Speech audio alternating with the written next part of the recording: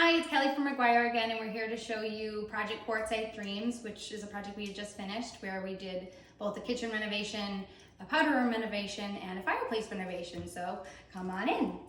So as you can see, there's a lot of quartzite in this project, which is why we're calling it Quartzite Dreams. This particular quartzite we did is actually leathered, so you can't see it from the video, but if you touch and feel some of these crevices, you'll be able to actually feel the stone, which is one of the beautiful things I love about leathering this particular stone. Also in this kitchen, while it feels very neutral in palette, it's still just full of color, but in a monochromatic way. So we did blacks and whites and woods with this butcher block countertop that actually has a 10-inch drop.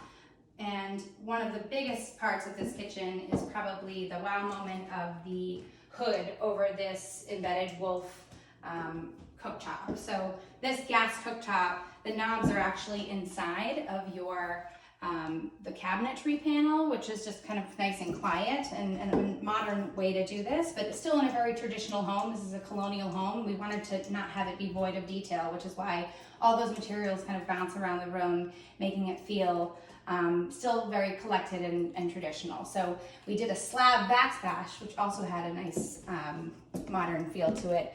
And one of the things we did as an extra detail was doing a sill that was also made of the stone. So that's a beautiful part that I love about it. And then we wanted to create this alcove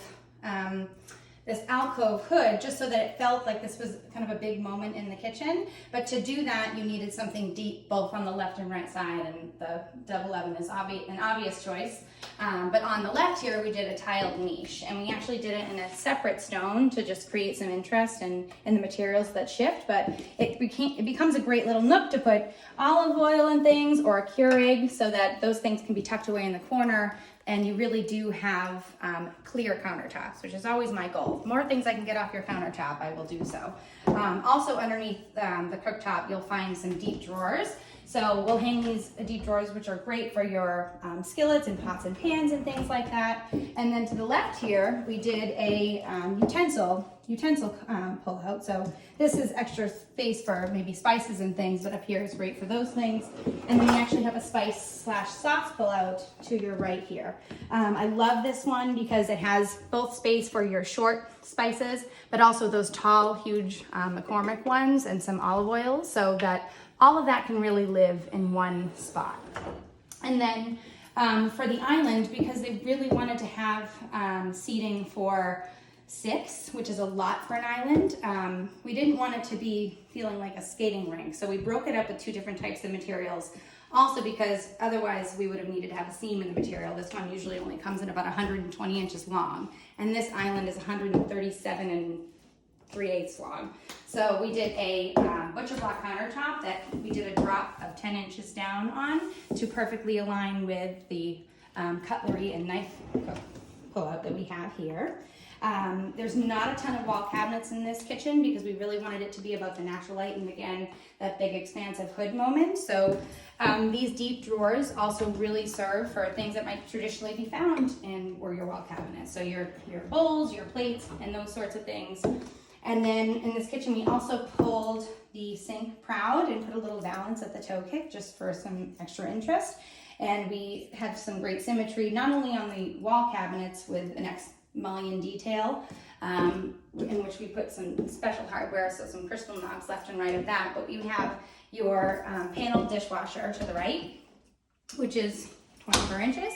And then we customized our trash pullout, which is traditionally between 15 and 18 inches to 24 inches, and then added a little shelf in here for your hefty bags and maybe some extra paper bags and things for those recycling bins. So it becomes a very functional space, but again, clean countertops. Nothing is on these countertops. And then over here, we did a nice big bank of drawers and thought about making sure that there was enough shallow drawer space over here. So rather than doing 2 deep drawers right behind you at this cooking station, we did 3. So shallow, and then deep. So more pots and pan storage, but you needed a spot for those Reynolds wraps and things that are used for the oven and for your stove. So having all those spots, everything has a place and everything in its place, which is, it's a beautiful kitchen, but it does have a lot of functionality to it, which is always the goal. So So one of the things about this kitchen that was completely changed over was not only just that we got it and updated all the cabinetry and the materials, but the layout was really a big thing that we changed within this kitchen. So where I'm standing is actually where the fridge used to be, and to the right of that was a little pantry and then a message center. And then where the fridge is was a peninsula that came in and only sat a couple of people. But as we rearranged the layout, there really wasn't another opportunity for a nice tall pantry if we were going to do that beautiful 42-inch built-in Sub-Zero. So we found another nook for it back before we hit the powder room, and that's this tall cabinet here.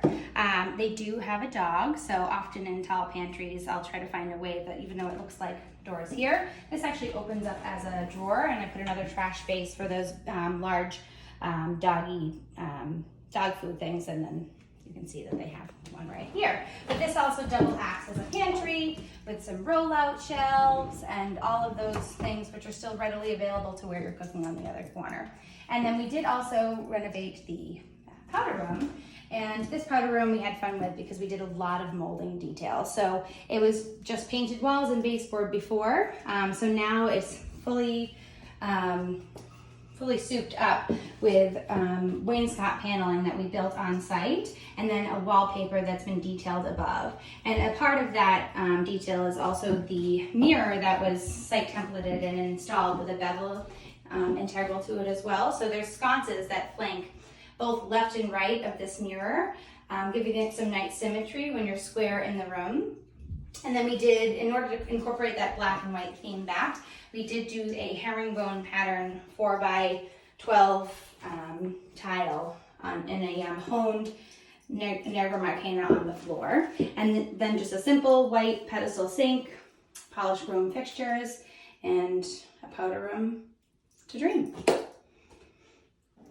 So one of the cool features about this kitchen is the fact that we hid all of the outlets and the under cabinet lighting.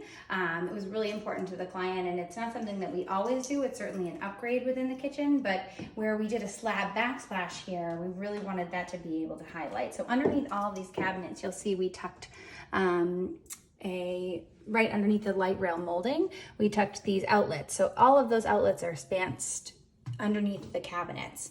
But over by this wall hook moment, there was no opportunity for us to do any outlets like that. And by code, you're gonna need one every 4 feet. So we were able to get by through putting a plug right behind the wall cabinet, and then again, tucked away in this niche over here. The niche anyways is gonna have some outlets in it, which is great because we have a Keurig, maybe there's a toaster oven that goes in there, a blender, some kind of countertop appliances. So it becomes kind of an open appliance garage, but it also served as a spot where we could hide outlets. So often in projects, when we're in a kitchen, especially an open floor concept, the question begs, well, that fireplace that's now in view of everything matches the old kitchen. Is there anything that we might want to do to update it so that those two stories are in the same note? So in this particular project, the fireplace was very visible, of course, to the kitchen. So we completely refaced what was existing. So what was still here was actually the bookshelves, both left and right, but they had two old doors that didn't really that weren't really functional anymore. So we replaced the doors with unfinished doors, and then we had it all painted on site in a Black Panther by Ben Moore. And I love Black Panther often when I'm using black as a staple because it's got a nice soft undertone to it.